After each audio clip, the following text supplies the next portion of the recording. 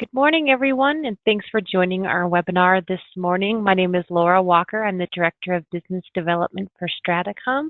Our Advanced Practitioner call this morning is me discussing the topic of re-implementing Cherwell. If you've been on the solution for 3 or more years, it may be something you're thinking about.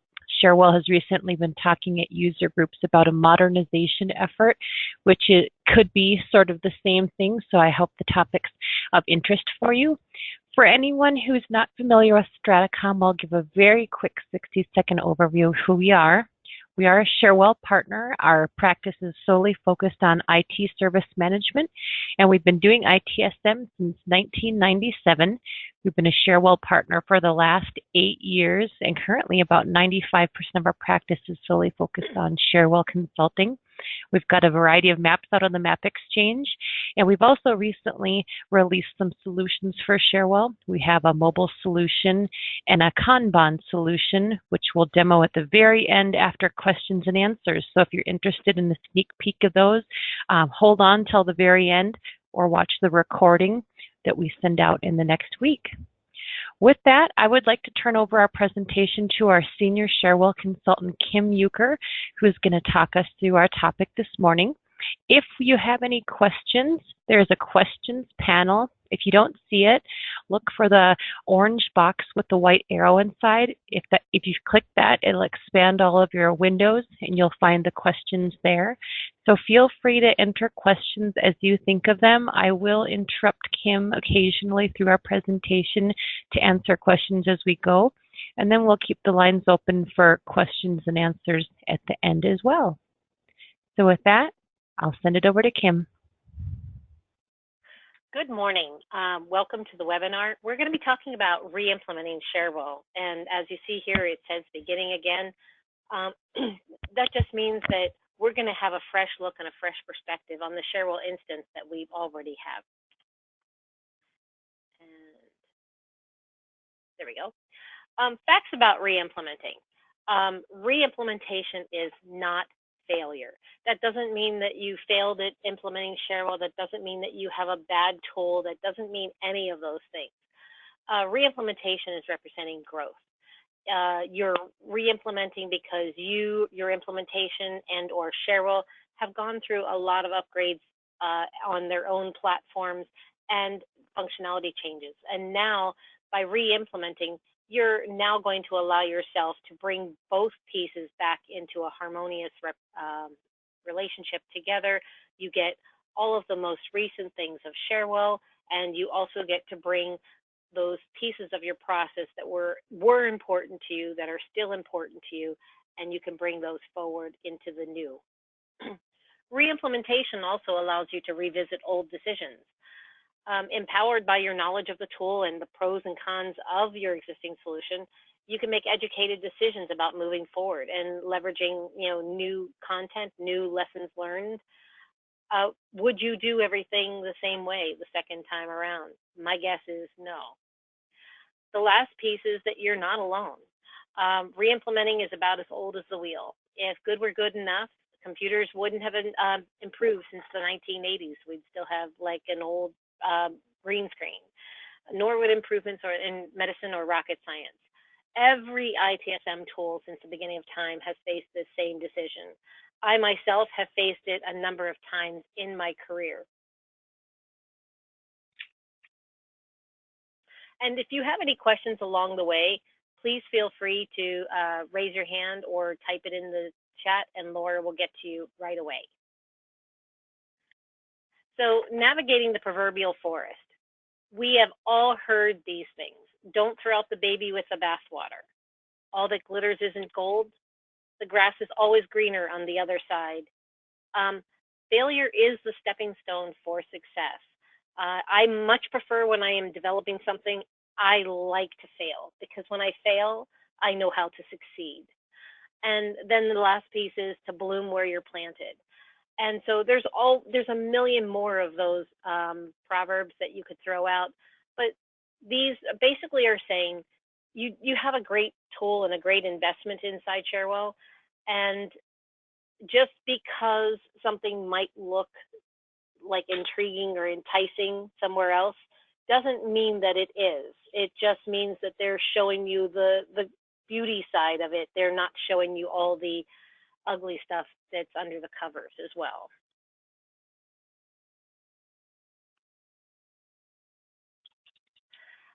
And so what about the tool? All tools have pros and cons. There's not one tool out there that is perfect, because if it were, everyone would be using it now. It's important that when you compare your tool to any tool to your solution, it's always going to look sparkly, because it was designed that way, or the demo was designed that way to look. Even if you compare like a Cherwell demo to what you have installed today, it's gonna look a little bit different. And well, why doesn't my system do that? Well, your decisions, your processes, your needs don't accommodate that particular thing that they're showing. You have to then take your process and align it so that you can use some of those elements as well. And Cherwell is built on a solid foundation, and it has a great feature set. It has very, very awesome tools. I love one steps, and I love the abilities that you can do with the relationships and navigating between those. So it's a really good place to start. And so the next piece is probably the most important thing on this slide, is that if you have a broken process in your tool, it is still a broken process. It doesn't matter if you take the same process and there is a perfect tool out there and you take it and you put it in that tool, you still have a broken process. No tool will ever fix a broken process. So if you're re-implementing and you're re-looking at decisions, re-look at those processes and see how you can address some of those things so that you don't have a broken process when you re-implement. And so the other thing I can say is work with your tool. Calibrate your process, best practice, and your tool for a graceful solution. So that means that you should never develop your process in a silo and not consider the tool. You should never develop in your tool and not consider the process. You should very carefully integrate and bring all those things together. Going back in time, one of my past lives, one of the things that they wanted to do when they were implementing an old tool is the reporting. I got reorganized into the reporting group, and the reporting group wanted to run the tool integration. And I said that that's not going to work, because you can't build the tool for reporting. You have to build the tool for the users. You have to consider the reporting, but you don't want to build it so that it solves all the reporting needs first off, because then your users are going to have a very terrible time trying to use that tool. So everybody has to be considered, but you don't want to start with that. You want to start with your user and bring all those pieces together. And a little bit of what I just said is on this last piece there. Process and tools should never be engineered separately.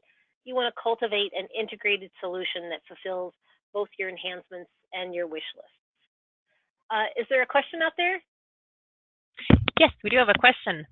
The first question we have is, does re-implementation mean recreating all specifics, one steps, workflows, etc.? Not necessarily. In some of that stuff, we may be able to reuse. Now, specifics is a little bit of an interesting landscape, I will say that. Depending upon how you have implemented your specifics, if you've been very good about your field definition, then it's going to be an easy enough process to bring some of that forward. If you have gone to the limits of these specifics, you have 1,024 fields, you may need to revisit some of those things. If you haven't reused specifics fields between all your different specifics where you can, you may have to revisit some of those. But a lot of the form stuff that we have, we can maybe bring some of that together, and we can, so you wouldn't necessarily have to re-implement all of your specifics.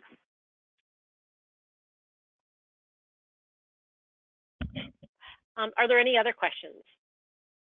Not at this time. Go right ahead. Okay, great. So when upgrading no longer makes any sense, you have outdated customizations or unwanted functionality. And just because you have one piece of unwanted functionality doesn't really, if this applies to you, you'll pretty much know it, because your system it feels like it's running on a square wheel, because it works, but it's not very efficient. It's not very, clean.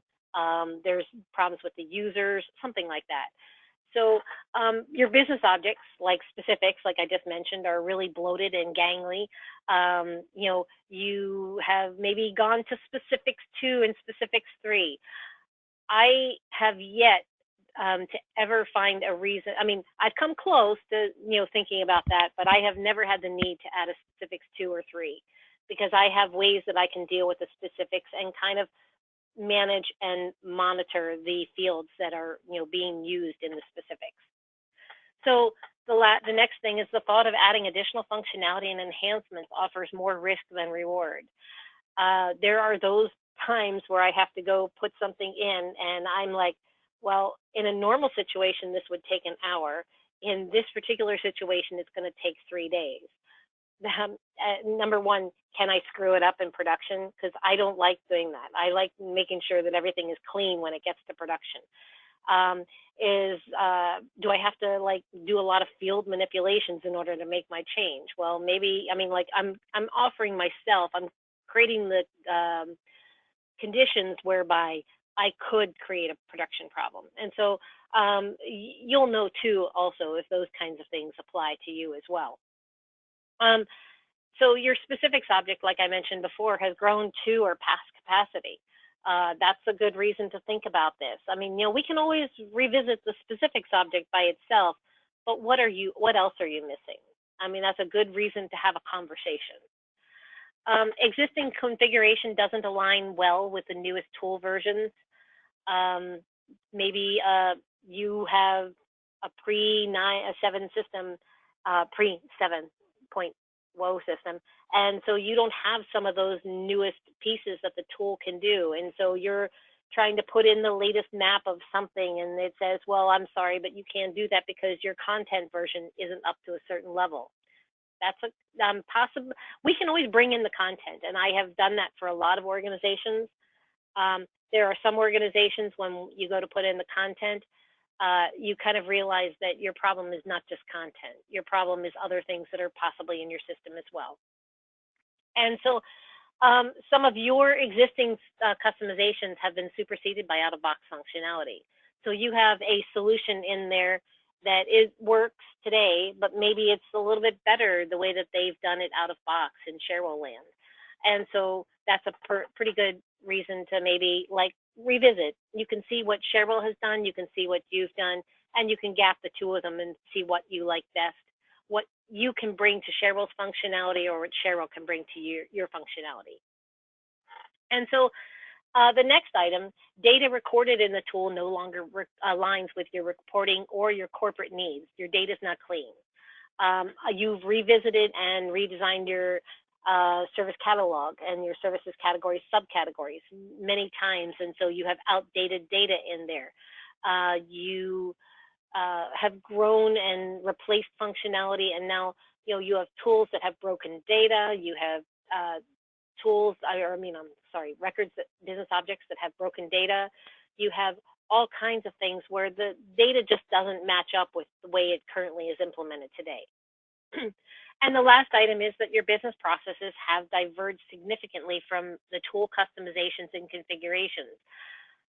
My team, my subject matter experts said, this is exactly what we want. When we started, we put in exactly what they asked for. It went into production, and they said, this isn't what we meant.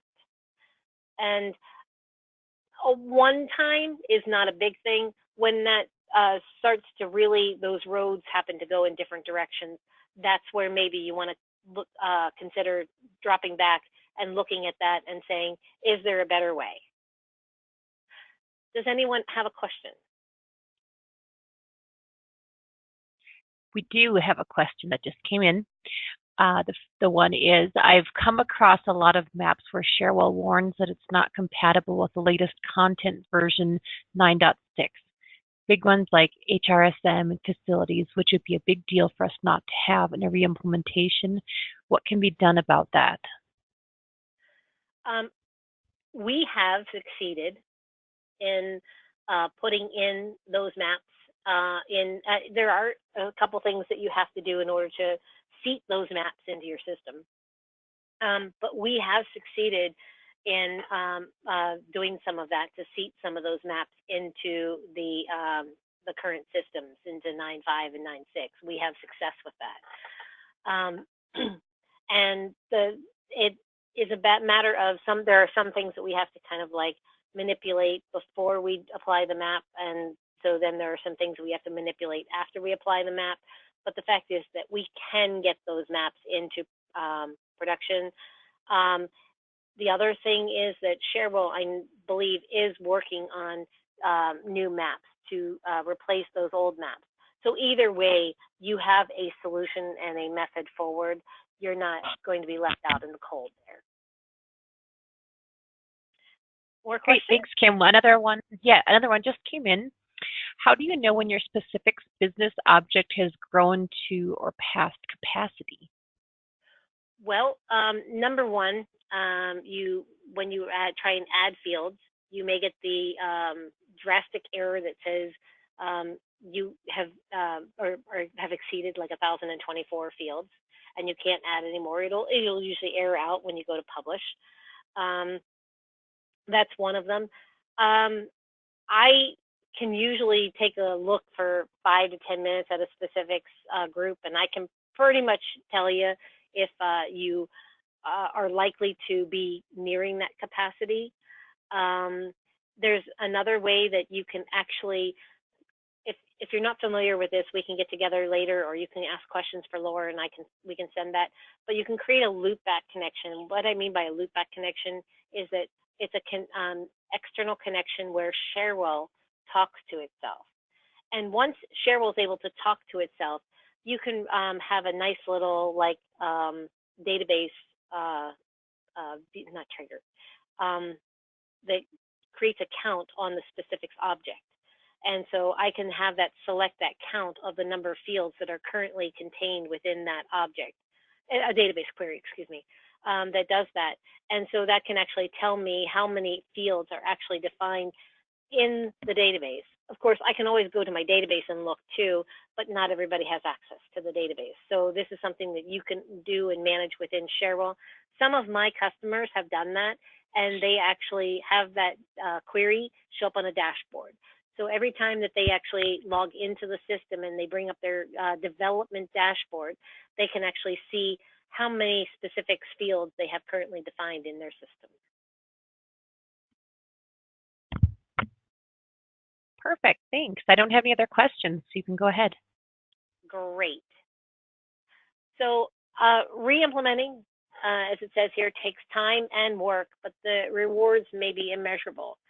I mean, you can take a system that is, maybe you didn't like the way the form, maybe you have better form design ideas now than you had then.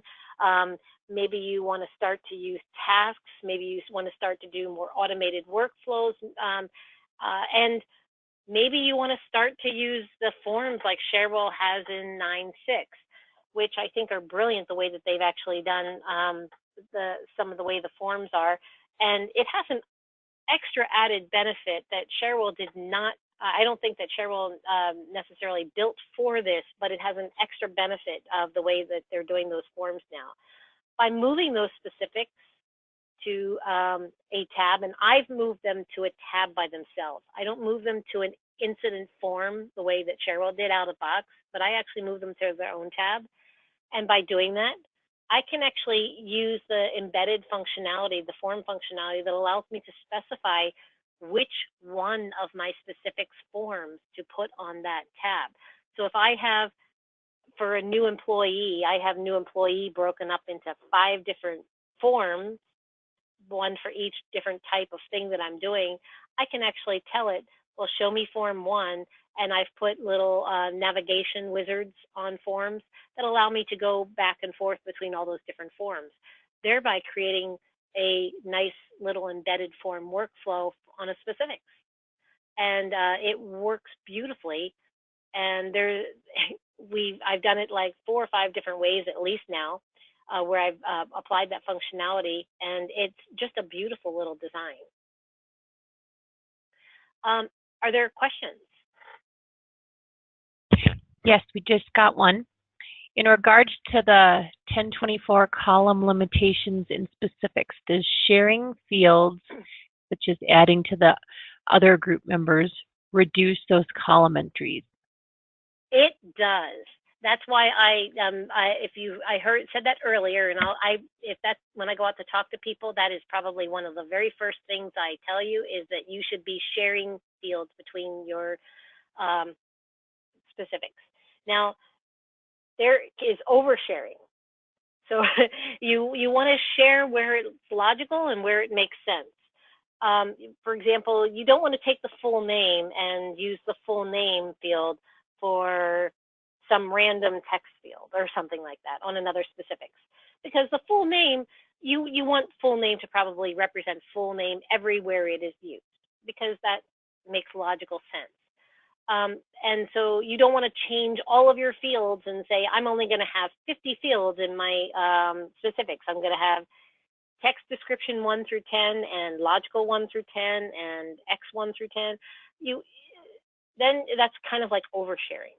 So where it makes sense, you want to share those things across the board. Where it doesn't make sense, you can review. Maybe you can rename a field to make it make more sense across a larger breadth of your specifics. And that way, when people go to search on something that they're looking for, they can kind of interpret and have logical ideas where to go and look for some of that information. Another little hint that I will give you about specifics is, and if I've come in and done some work for you, one of the things that you'll see me do a lot is I will go in and create a new group member, and I will name it the @ something, @ your company name, @ whatever. That makes it appear at the top of the list, right underneath the group leader. And what I do with that is I add every single one of my specifics fields to that member. And there's a couple reasons why I do that.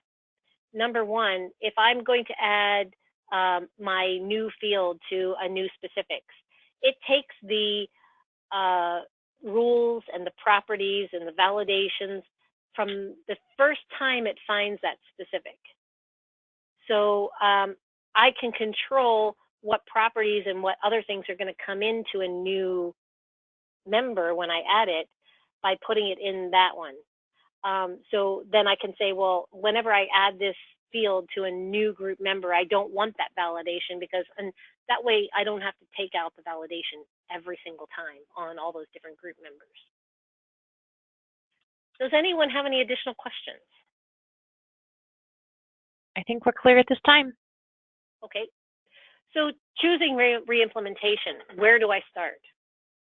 Well, the first thing you want to do is educate yourself about what your tool does. I know that you use your tool every day, but I'm willing to guess that you don't really know everything it does. And you want to be critical. You want to start with everything that you like in your current implementation. I mean, I like starting there, because show me what the best functionality you have is. And if you had the opportunity to rebuild it and redo it again, would you do it exactly the same way again? If so, and if it's not a Cherwell object, the chances are we could actually even bring that from your current system and bring it into the new system with a few modifications. So that's great. But if you would make changes, what changes would you make? And, what are all the things that you would like that functionality to do? Do they fit with the current system? Do they fit with the way the new system works? And identify complexity, risk, and ranking for each one of those features. Also identify nice to haves, must have, should have. And then when you're putting that in, you're not just replicating and putting, I've used this, I've heard this term a lot, putting like lipstick on a pig, and you're bringing that same functionality forward, but you're more creating a golden elephant. I mean, you're creating something that really glitters and really works well, and that is a treasure in your environment. Any questions? No questions yet. Okay. So continuing, you want to educate yourself about everything that you don't like in your tool. And everybody has one thing that they like or don't like in their tool. Everyone. I've never had somebody who said, I love everything about my tool. Well, first of all, do you still need that functionality? What are the things about that cause you pain and effort? And I really engage you to engage all your different types of users. If you're an educational organization, you engage the students, you engage the faculty, you engage the administration, and engage all of those people together and hear all of those different perspectives, because everyone is going to have different things they like or don't like about a solution. And so if you are doing that, what changes would you make now that you've gotten all that input? And how could you better implement this in the future? How could you streamline it? How could you make it more efficient? How can you make it a better user experience for your customers? This is a great place to go, and this is your time to dream. So you can all get together, you can dream about all the things that you would like. And again, the same way as for the things that you like, how do these features fit, and where's the complexity, the risk, and ranking for each one of those features, and identifying things that have to be there, things that maybe can be held off to a future phase. You want to look at all those items. So again, choosing re-implementation starting, take a fresh look at Cherwell and install a fresh copy of the most recent version out of the box. And I say recapture the shiny penny. What features prompted your organization to select Cherwell? How did those features now change in the current version? Look at those new forms and look at the way that they work. Talk to, like us, engage us in your review of Cherwell if you like, and we can kind of give you ideas on how to build on what Cherwell did and make it even better. How does the newest version already solve some of your wants and desires? Because it's possible that maybe they've implemented functionality that replaced something that you did. And also researching portal implementations. How can you better serve your target audiences? And I engage you, or I invite you to look at things that we've done. We can show you some slides, things that other organizations have done. You can every year at the Cherwell conference at Clear this year, you can see other dashboard designs that people have put in for the yearly contest. Look at all of those things and get ideas off of every one of them. And how do you want to grow? What do you want your system to look like, and how do you want it to react? If your portal implementation, here's a really good thing about portal implementations. If you've designed your portal implementation to be very manually centric, and I say that because every single one of your boxes represents a different one step that takes you to a different place in the tool, that's a very manual and a very cumbersome process. There are lots of better ways to do some of that work. And I suggest that, looking at that might be a really good way to, manage and move forward. There's all kinds of really creative things that you can do in the tool and in the portal with some of the automated workflow. Any questions? We don't have any right now. Okay. Planning. So the most important task that you can do as you choose your implementation is planning. The development is actually the least important, because anybody can get the tool developed and get it in, but it's identifying how your processes will be redesigned, identifying the functionality that is going to solve your current needs that you have. Are your processes logical and sound?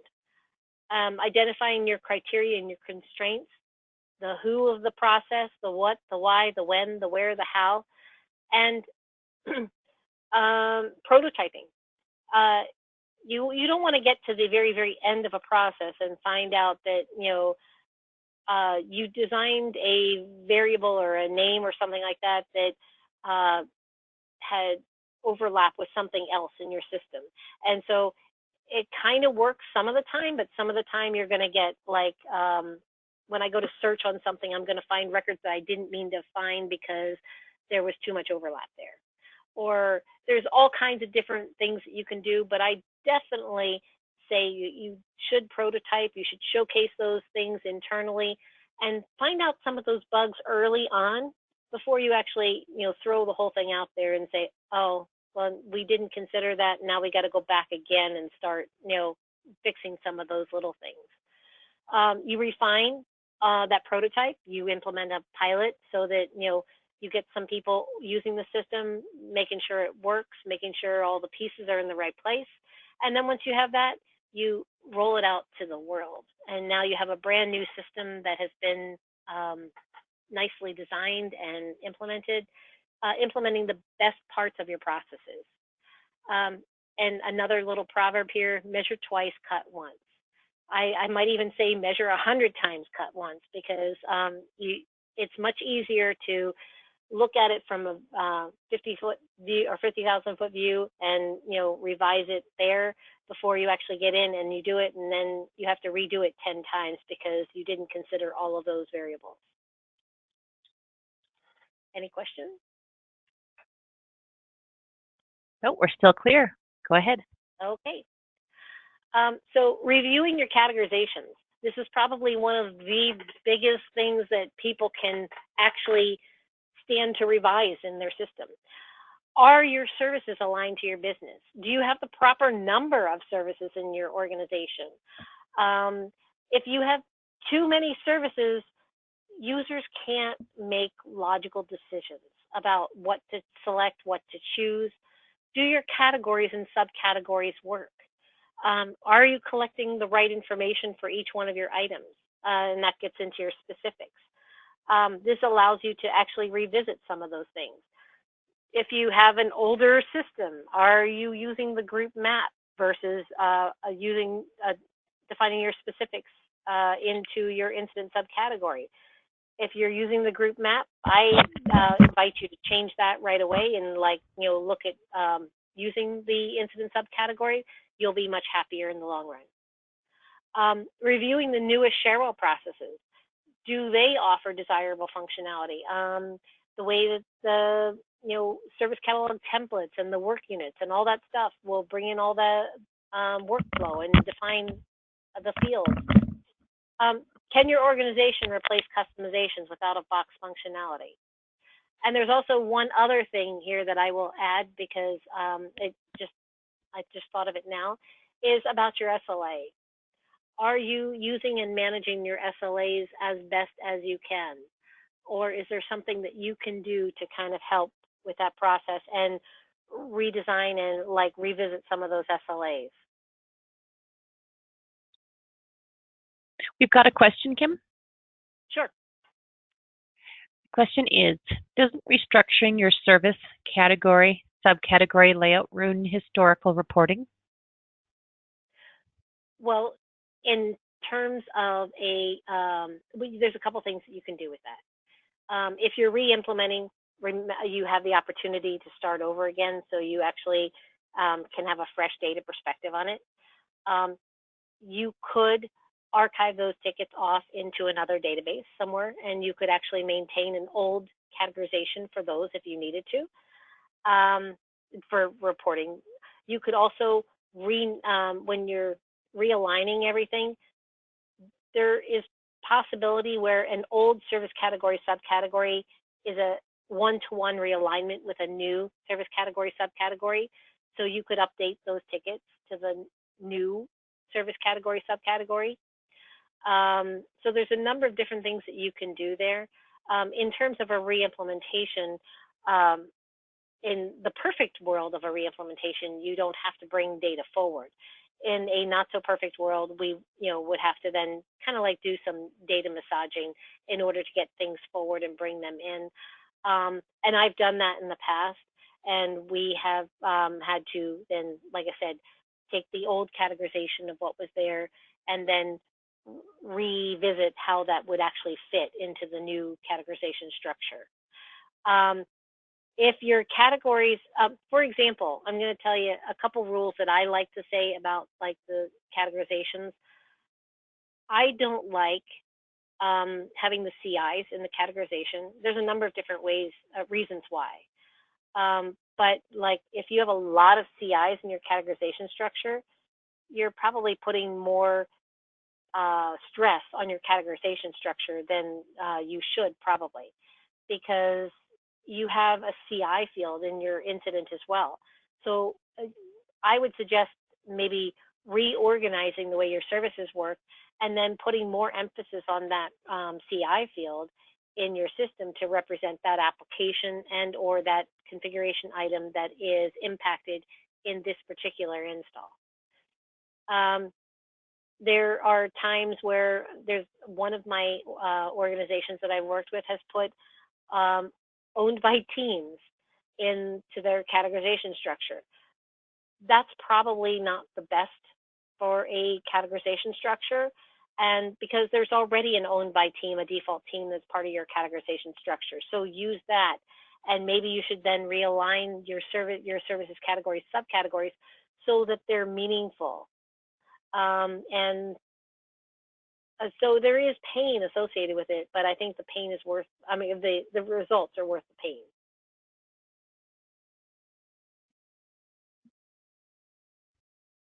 Any other questions, Laura? Thanks, Kim. Nope, we're clear. Okay. So that is all I have. And so here is the contacting us, how to get in touch with us. And I do know that Eric is actually going to do some demonstration as well. So this is not the end of our presentation, but this is the end of my presentation. Does anybody have any questions about re-implementing? This really focused more on re-implementing and not on upgrading. And so when I say re-implementing, I really mean kind of like starting fresh. We can always revisit customizations and we can upgrade a system and then fold those customizations in together. But this was really focused really more on starting fresh. All right, if anyone has questions or comments, now is a good time. I'll leave the lines open for a couple of minutes here for questions to come in. One that's not a question, but I enjoyed the comment I'll share is, have you copyrighted the phrase data massaging? If not, you should. I thought you might enjoy that, Kim. I haven't, but maybe I should. The other thing I wanted to mention is you may, even from Laura here, you may hear the words data system modernization too. And the modernization really means keeping everything that you have and kind of like using new forms and new structures and new whatevers. And we can do either one of those things. But I tell you, when we come out, we can actually help you work together. I'm not going to recommend re-implementing to everybody. It really is very, very dependent on the way your system looks, what you've done with your system, and how we could best bring you into a new version of Cherwell. Okay, thanks. I have one other question that just came in. She's asking, are we going to see any before and after examples? I'm not sure we have anything to show, but do you have any stories that you want to share at this point, Kim, of clients we've done this for? I don't. Well, I can give you one example. I mean, we brought one client over from a new tool or an old tool, and so like there's always a re-implementation that goes forward there. But we did actually do all of these things with them. We looked at the way the services and the categories and everything were structured, and we revisited we did all of the things that I mentioned here in this process, and some things we kept exactly the way that they were because they were needed. And there's a lot of things that we actually modified and changed and modernized and made it more efficient in the new tool. So okay. I have done all kinds of things with Cherwell. I mean, I have taken companies, and I have, basically upgraded them to the most recent version of Cherwell, and then I have applied what they wanted to keep to that new version, and then, we threw out the rest of it. I mean, like there's all kinds of different ways that you can actually accommodate. Okay, we have two more questions that just popped in. The first one is, I heard something about adding an @ member to a business object group for better field management. Can you talk a little bit more about that? Adding a what? You could, if you want to pull up the questions pane and look at it yourself, it says adding an @ symbol member. Oh, the @ symbol. Yes. So, for example, like,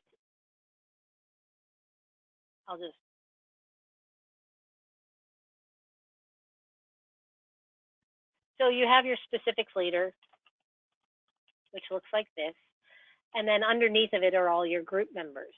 Well, I add my first group member that I add is I add my, I'm making this up, but my first specifics. And then in this member, this is a member, just like any other member, just like your specifics onboarding, your specifics ABC, your specifics XYZ. This is just another member. And then I go into on the left-hand side, the add field from group, and I add every single one of my fields to this member.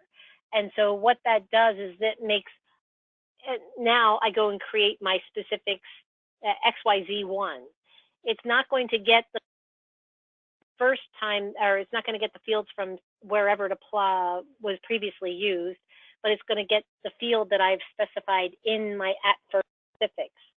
So what that allows me to do is that allows me to manipulate and determine what properties, what validations, and all of those things that are going to come over.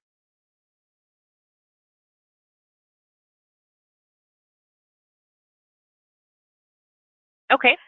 Is there any other questions? Yep, we've got 3 more queued up right now. So next one, have you seen anyone re-implement but then use maps to restore custom objects, or would that be too messy? I have used maps and blueprints. There are times where maps are awesome and great, and I bring things over with maps. I use maps a lot where I have to merge content or where I want to be very, very specific about the way I bring things over. It's important to note that the end process of any map is also a blueprint, okay? And if my custom object that I'm bringing over is not connected and it's not like integrated and fully, touching all these other pieces, some of that I can actually bring over from a blueprint as well. So it really depends on what I'm bringing over and how I want it to look. Some things I can't do in maps. Now that is changing every day. Every day Cherwell is coming out with new things that they're putting into the maps. But if I can't put that data into a map, then I will, sometimes do that through a blueprint or through whatever other means that I need, like bringing over data, whatever means that I have to get that those items into the tool.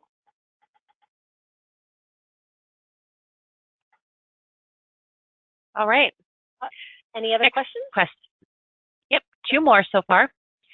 What will the next version after 9.6 look like? This person is considering the wait and see what they roll out next year idea. Wow, I wish I could tell you. Unfortunately, I'm not a mind reader, and yeah, I have my ideas of what I would like to see in Cherwell. I don't always get my way either, so but I don't know. It would be best to have a conversation, and so we can sit down and see what Cherwell offers you. Oftentimes, rebasing. There's a couple. If you've ever heard me speak, there's a couple times iterations where I can say that definite changes have been made in the way things have worked. Version 7 changed a lot of the workflow.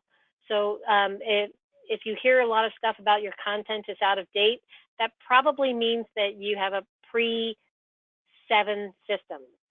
There was one organization that I was working with, and they are on like 9.3, 9.4, something like that. And they said, oh no, we're on a 9.4 system. I said, what's your content? And they said, our content is 9.4. And I said, I know your content's not 9.4.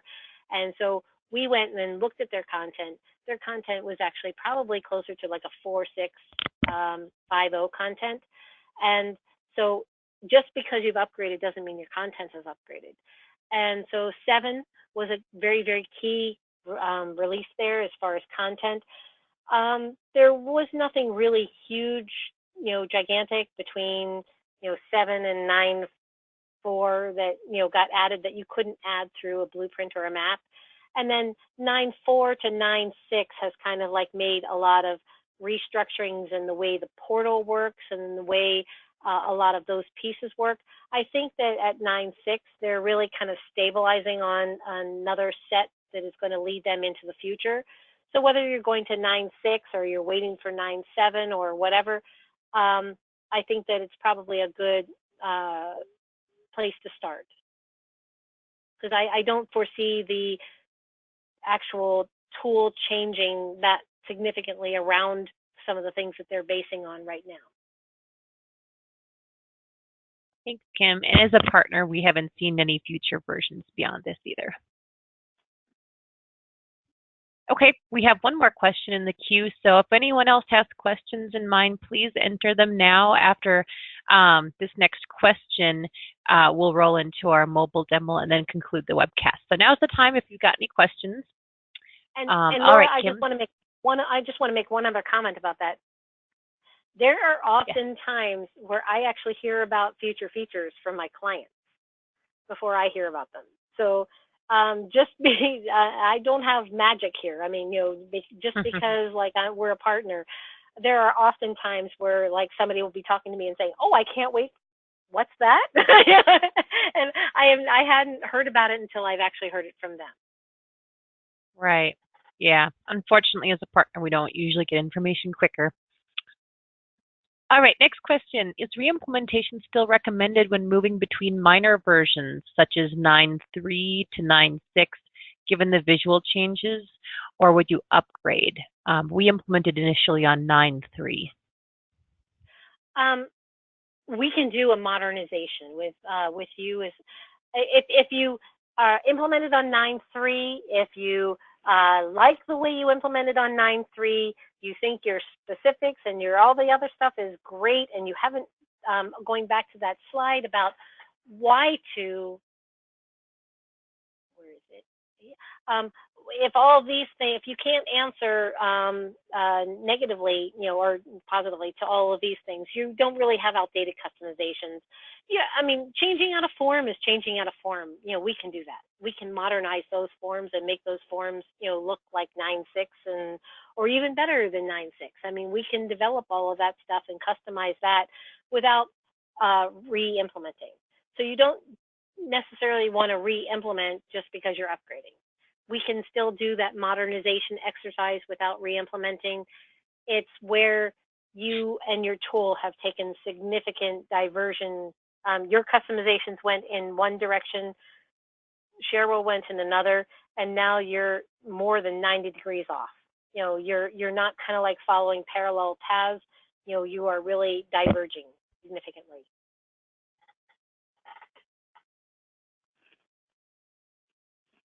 Okay, thanks, Kim. One more just came in. What's the best way to update content?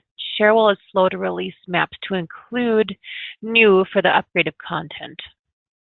Cherwell doesn't make maps for well, they did once. I did see at one point there was a 7.1.1 Lite, a service catalog and work unit Lite template that they had, a map. That was only out in the map store for a short period of time, and it disappeared from the map store. One of the things with the content, I have done countless numbers of content upgrades. I can't even think of how many I've done, but I have it down to a process. But the one thing I will tell you is that the content upgrade is different and unique for almost every organization that you do. And so a single map is not going to necessarily be able to accommodate everybody's stuff to bring over the content. There's a couple things you have to do to prepare your system for the content.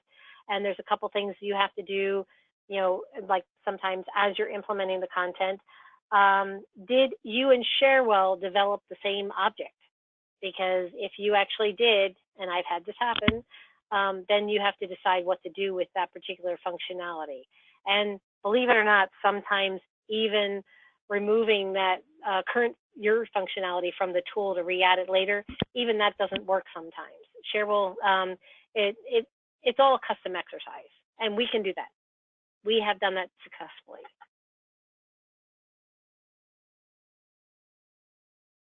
Great, thanks. So at this time, I don't have any other questions. We're going to go ahead and show a very quick demonstration of our mobile solution and our Kanban solution. But if you think of questions, I'm going to leave the questions pane open, so feel free to enter them. I'm happy to address those questions after the brief demo. And if you have questions on the demo as well, feel free to use that questions pane, and we'll do a Q&A on both topics as we wrap. If you would like to see this content, we are recording. Links will be up on our website within the next week, and we'll send it out. So if you have others in your organization who want to see this presentation, you can feel free to share those links with you when they come across. And thanks for attending today. With that, I'm going to transfer the presentation over to Eric Kruger on our team. Please give me a moment.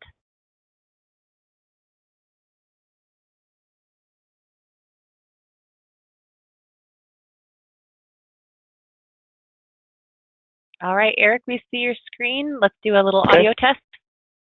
Can you hear me? We can hear you. All right, let's go ahead and dive into the mobile solution demo. Okay, great. Well, thanks for sticking around. If you haven't seen this, I'm just going to show you a quick demo, maybe 5 minutes of mobile and 5 minutes of Kanban, 2 products. We'll be a clear demoing these two so you can see them there. If you want to try these out, just contact Laura after the call. Kanban's going into beta probably in the next couple of weeks, so we will be looking for beta partners for that. So this is StrataCom's mobile client for Cherwell.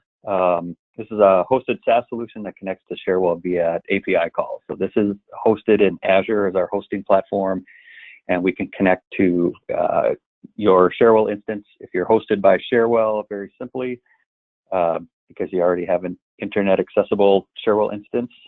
If you're self-hosted or hosted on premise, we just need to work with you to get an internet accessible instance. So this demo that I'm showing, we are actually hosted on premise back in our data center. And so our SaaS is connected to our on-premise Cherwell via a firewall rule I have in our Sophos firewall, which just reverse proxies the connection into our Cherwell web server. So this is basically the home screen after the customer logs in. They just get a login screen with either a SAML login, or they can log in with your LDAP credentials or Cherwell credentials. This is the home screen. I do have a lot of buttons on this home screen for demo purposes. So you may have less buttons and they may be arranged a different way. So I'm just going to give you a quick overview. Basically, this is a mobile first solution. So it's built for a phone, works great on a tablet, works fine on a PC, but it is a little more limited than Cherwell's full client. So this is basically set up for more mobile scenarios. Everything, all the modules will look and feel the same. So I'm just going to run through incident. And so these buttons can take you into what I'm calling queues. You can call them whatever you want. And keep in mind too, that anything you see on here will change to meet the customer's needs. So every customer can have a different mobile experience. You're not locked into what you see here. All the fields can be different, all the actions, everything can be different. So if we drop into the incident queue, you'll see the first thing is that it runs a query, and I have all open incidents with the last query I was on. My active or my open incidents would be another common query. And that just shows you the different records that are in that query. So these are just global queries that we specify to be run in Cherwell Mobile. So we don't have all of your global queries in here. You could put them if you want, but generally customers only want 3, 6, 10 queries in there for their users to run. And from that list of records, you can just tap on the record you want to pick up, take a look at it. All the fields that you see here, we can change those for you. We literally just check a box on whether or not to display a field in mobile. You can view images, journal entries, and then if you want to work with the ticket, all the work that you do with the ticket are actions. If we want to add a journal entry, we can tap Add Journal Entry. If you want it available in the customer portal, you can tap that, make it available for the customer portal. If you want to assign it to a different user, so this one's owned by me, maybe I want to get rid of it, assign it to someone else, I can do that. So you can see any of these actions. If I want to take a picture and upload, I can take a photo. And unfortunately, this browser stack doesn't allow me to tie the camera into my computer's camera, but I would take a photo, click done, upload it, and it would show up in the attachments piece here. We can also make buttons appear or disappear based on criteria. So for example, I'm not the owner of this, so I do have the Take Ownership button available to me. I'll click OK and take ownership. I'll become the owner of this incident, and I can see Take Ownership disappears. So we have criteria on that. Another way to get into these incidents, I'm just going to show you from an email. So if you're already sending out emails to your users, you can put a mobile link in there. They can just tap on the mobile link. It'll take them right to the mobile client and write the ticket that was in that link. So really fast and easy way for users to get to tickets. So we can also create tickets. If I go back, I can create an incident.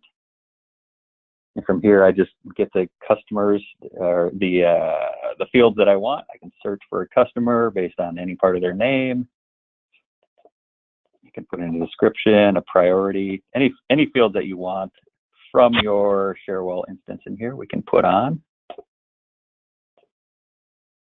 So if I got service category, subcategory,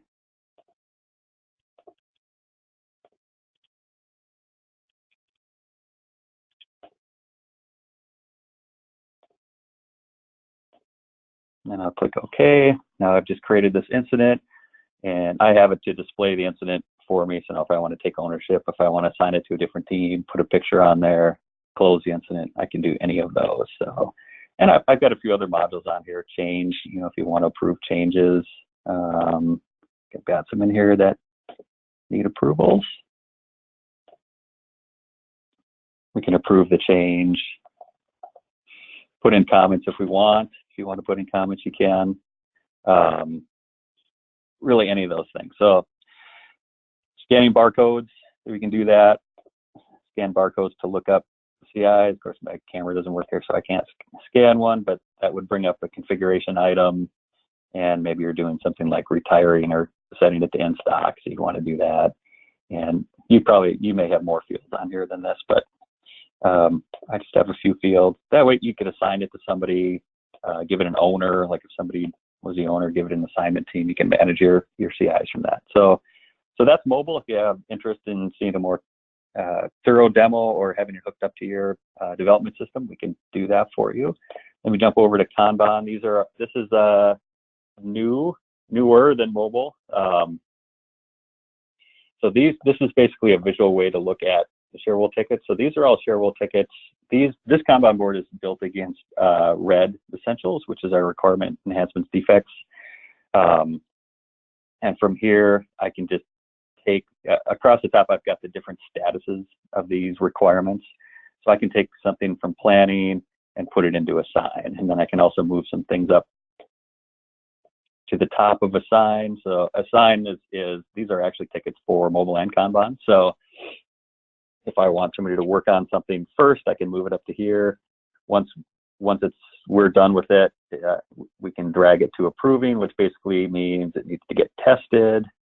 And then once it tests out fine and we push it to production, we can drag these to close. So we have a lot more coming in Kanban. We'll be able to do a lot of things like approved changes. You can assign incidents. You'll be able to move tickets through statuses. Probably the primary use, developers love Kanban boards, so that they may be the primary user, but we'll have use cases for lots of other, and you'll essentially be able to create a Kanban board for any query that you have in Cherwell. You'll be able to create a Kanban board, see it visually. If you want to edit it, right now this is still tied to our mobile forms, but we'll have more of a desktop form for that, so you can actually edit it right from there. You'll be able to create tickets right from the board and then drop them into any column that you want. And we'll also have swim lanes, so we'll have lanes across so you can assign it to a different status and maybe assign it to a user at the same time with one card drop. So that is Kanban. So like I said, we'll be looking for beta testers for this in a couple of weeks as we build out the framework to build new Kanban boards. We'll have an admin tool, and eventually we'll have an API where you'll just be able to auto-create boards from queries in Cherwell just by clicking a button in the query to create a Kanban board for it. So, okay, that's it. Thanks, Laura. I got some questions for you, Eric, if you can hold the line. Yeah. All right, so we've got about 4 in the queue. If you have questions on mobile or Kanban, please enter them now. The first question we have for you, Eric, does the app queue its calls if the user is without an internet connection? For instance, in a remote area, working a ticket marks it complete. When the user returns to a place with cell service, the app would send changes to the user made.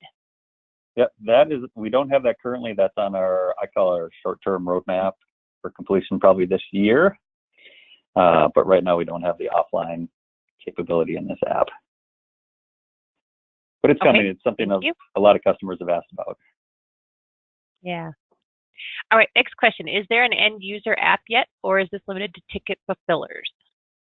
Right now, this is just ticket fulfillers. So we haven't had a lot of customers ask about end user. There have been a few, but it hasn't been a super popular request. But if that's going to be something that would push you over the edge to use it, we would probably push it up our development ladder. Right now, it's on there, but it's slated for later this year or early next year.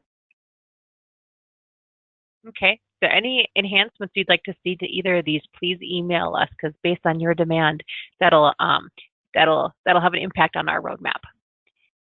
Right. Next our roadmap, one is I was just going to say we can push out features pretty quickly, sometimes within a day or two, sometimes within a week or two. So our development cycle is really fast, and we can enhance this thing really quickly, either Kanban or mobile. So. All right. The next one's a compliment. Someone really likes the mobile integration, thinks it's very well laid out. So thank you for that.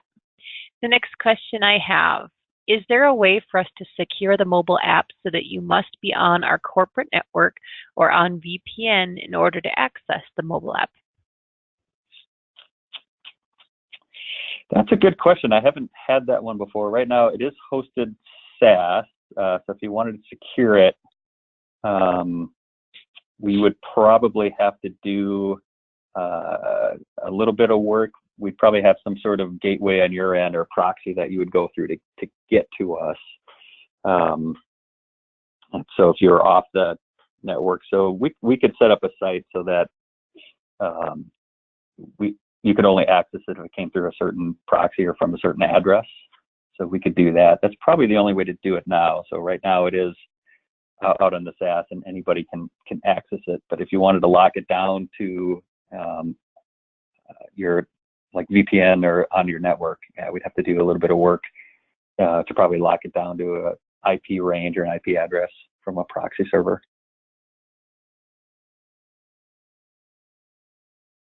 Okay, I've got 3 more questions for you.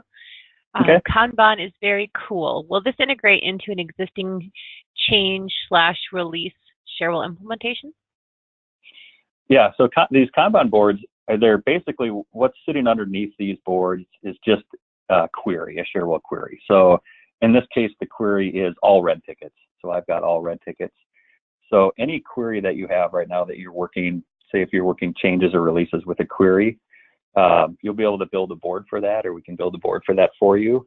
And then it's just a matter of what do you want to be in the top layer? Do you want that to be status? Do you want it to be assignees? Do you want it to be priority?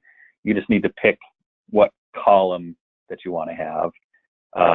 yeah, in theory, you could show all your changes coming this week, and you could move them from like, one status to the next just by dragging and dropping them. So, or if you had a bunch of releases queued up, you could move those around. You could assign them to different users, assign them to different statuses. So you will have to have a query in Cherwell. And then the columns won't necessarily be limited to the query. So for example, we've got closed on here, but closed, I wouldn't necessarily have to have closed red tickets in here. I could have a column closed that updates the status to closed, but then when I refresh this board, they would go away because it's just a status. It's not actually in the query. So these would hold until this board is refreshed if we didn't have closed in our query. But yeah, so it'll essentially work with any query, any module in Cherwell.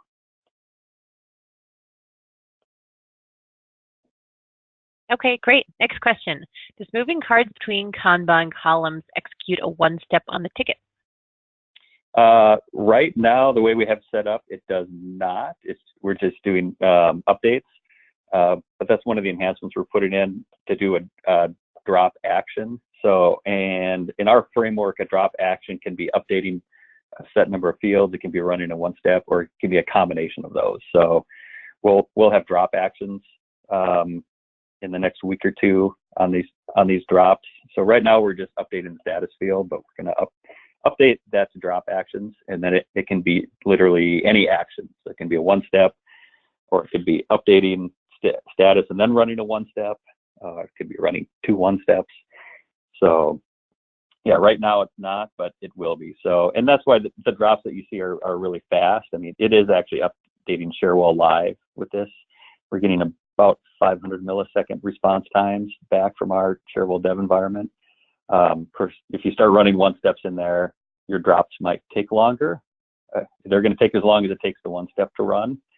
But we are doing lazy updates here. So we actually do have a tickler on here to say it's updating, but because it's so fast, you can't actually see it. But you'll be able to work with other cards as, like if I drag this card over here and it runs a one step, say it's going to take 20 seconds to run the one step, I'll still be able to work with the other cards and move those around. So I can make multiple. So we'll have multiple actions running on multiple cards at the same time. All right, thanks. Our next question is, this was referred to as an app, but it's accessible via a web browser and not the App Store. Is that correct? That's correct, yep. So for example, mobile is not an app from the App Store, so you don't have to deploy it. If you want to install it on your phone, the mobile app can be installed with PWA, which is a progressive web app. It essentially puts a link to the website on your phone, but it also puts it has the ability to put the code in there. So that's how we'll be able to build like the offline functionality, because with a PWA, you can cache the entire website on the phone, so all the forms and all of those things. So, but yeah, so you can get it on your home screen of your phone by clicking Add as App from the phone. But yeah, there's no app from the App Store. So. Okay, great. If anyone else has any questions, now is the time to enter them. We're going to close the webinar within the next minute or so. The last question I had is, how do I join the Kanban beta? So if you want to let people know how to reach out, that'd be great. Okay, I would say that the best is going to be contact Laura. Contact Laura and say you want to be a member of the beta. We'll put you on the list, and then when we're beta ready, I'm hoping it's next week. I don't know if it's going to be next week or the week after, but I'm hoping by next week we can start doing beta testing with customers. And if you have any ideas of use cases that you want, also send them to Laura, and we can make sure that in our first, that we get the functionality for that use case into like our beta test. So, because there's a lot of functionality we can build into this, and we kind of have a list right now that we're working off of. But if you really want to beta test and have a use case, send that over, and then we'll make sure that gets done for beta test. All right, so my email flashed up earlier. You can also find me at our website, stratacominc.com. Contact us. My contact information's on there. And you'll also be hearing from either myself or Steve Day in the next week. Whoever's your account manager will email you the recording of this. So if you're interested in the the beta, or if you're interested in getting a demo of either solution and a quote for your team, you can reply back to the emails that'll be coming your way in the next week as well. And I just wanted to show, if you do go to our website, StrataCominc.com, we do have short videos on mobile and Kanban. So just from our homepage, just kind of a little tickler about what it's about, and then 6 or 7 minute video for mobile, and kind of the same thing for Kanban. Just click Learn More, and you can watch the video, and you can actually fill out the Learn More form. That may be the easiest way to contact us, is just fill out the Learn More form, put your name, company, email and message, and if you want to join the beta and have a use case, you can put that in there. That'd be fine, and then we'll contact you when we're ready for beta in the next week or two. But this is a really easy way to just stratacominc.com, and it's right on our homepage. Our consulting services, and then our advanced webinars if you want to watch those, and then some of the maps we have, and then mobile and Kanban, and then coming soon, shortly after we go into beta for Kanban, we're going to start developing chat, so integrated chat to Cherwell. So it'll be based on the same platform as mobile and Kanban. So you'll be able to chat with customers and create tickets right from the chat, and update tickets and assign them out right from the chat window. So it's going to be super integrated with Cherwell, and you'll be able to do anything you can do in Cherwell from the chat window, and pick chats out of a queue. And we have a big design for that done, and it's ready to start development. So that'll be coming out probably a couple weeks after Kanban. So.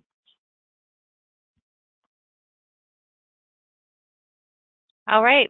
I don't see any other questions. So with that, I'm going to end our webinar. I'd like to thank everyone for taking the time today. I hope it was really helpful, and keep an eye out for future advanced practitioner calls coming this fall. Thanks, everyone. Thank you, Kim and Eric. Bye-bye. Thanks, Laura.